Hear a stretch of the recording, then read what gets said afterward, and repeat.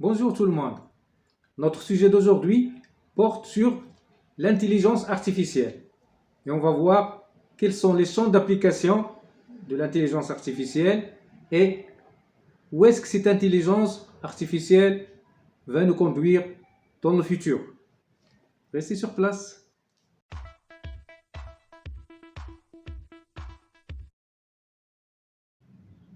L'homme a toujours utilisé des outils pour améliorer ou multiplier ses forces, et ceci depuis l'âge de pierre et l'âge du bronze, en passant par l'âge du fer pour arriver à l'âge de la machine avec la révolution industrielle.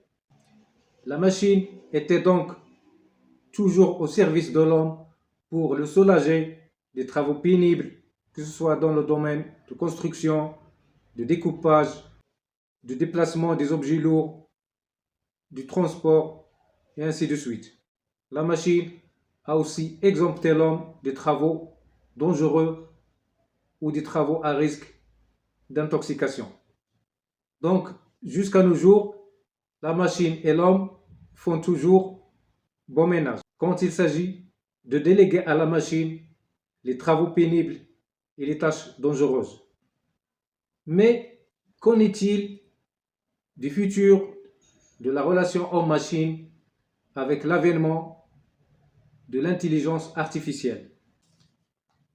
On définit l'intelligence artificielle comme étant un processus d'initiation de l'intelligence humaine qui repose sur la création et l'application d'algorithmes exécutés dans un environnement informatique dynamique. Son but est de permettre à des ordinateurs de penser et d'agir comme des êtres humains en termes de raisonnement, de planification et de créativité. Si l'informatique a permis à l'homme de gagner du temps, de trouver des solutions à des situations compliquées, de communiquer à très grandes échelles, de comprendre et de vaincre des maladies qui étaient auparavant invaincues, notamment avec la nanotechnologie, de perfectionner les outils de gestion des entreprises à travers l'informatique de gestion et d'améliorer les services fournis à la clientèle, il ne demeure pas moins vrai que l'avènement de l'intelligence artificielle a bouleversé les relations homme-machine, car il ne s'agit plus de ce qu'on appelle machine learning, qui consiste à concevoir des machines qui soient capables de penser et d'agir comme des êtres humains, mais de nos jours, on assiste à ce qu'on appelle le deep learning, qui consiste à créer des machines qui soient capables d'apprendre, de se perfectionner et de développer leurs compétences d'une manière autonome. Et parler de Smart TV, de Smart Mobile, d'un robot serveur qui vous accueille et qui prend votre commande en entrant dans un café ou dans un restaurant, tout ceci ne sont que les premiers pas de l'intelligence artificielle. Car dans un avenir très proche, on aura affaire à des robots médecins, à des robots comptables, à des robots enseignants, à des robots avocats et même à des robots policiers. Ces robots qui non seulement vous dicteront ce que vous avez à faire, mais communiqueront et interagiront avec vous d'une manière spontanée. What do you think of a world where humans and robots coexist? I think a world where humans and robots coexist would be an amazing place. We could learn from each other, work together to solve problems, and create a better future for everyone. Tout ceci, non seulement il bouleversera notre quotidien, mais et surtout, il affectera les relations humaines et le comportement des individus. Pour conclure, on se demande tous si l'intelligence artificielle et le chat GPT n'aboutira en fin de compte au remplacement total de l'homme par la machine et à la disparition d'un très grand nombre de métiers tels que nous les connaissons aujourd'hui suite à l'automatisation de toutes les tâches.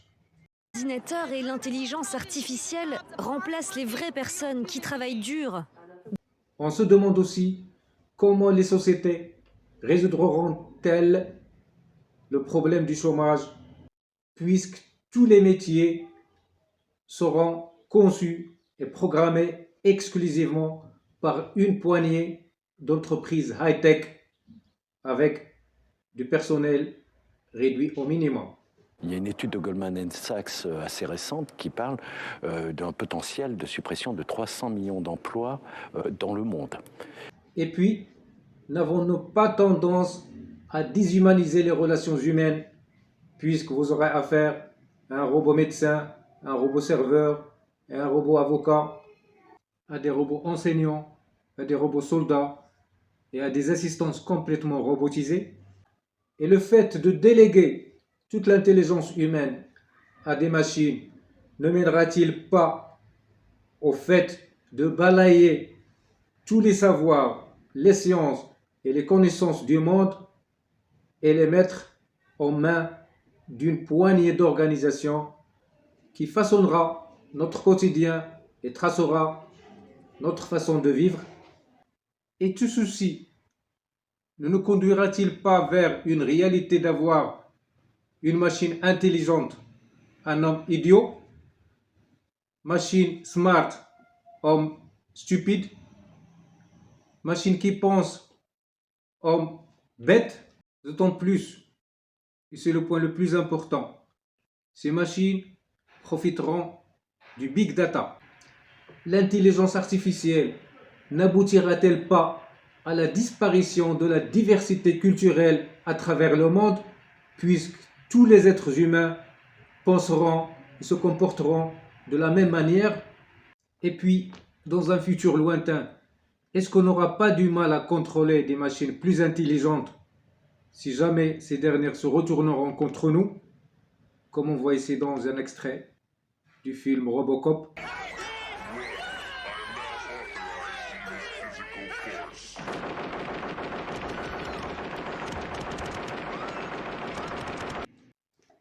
Tant de questions qui se posent et qui nécessitent des réponses.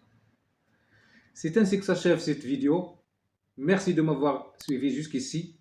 Si vous avez quelques réponses à ces questions, mettez-les dans les commentaires.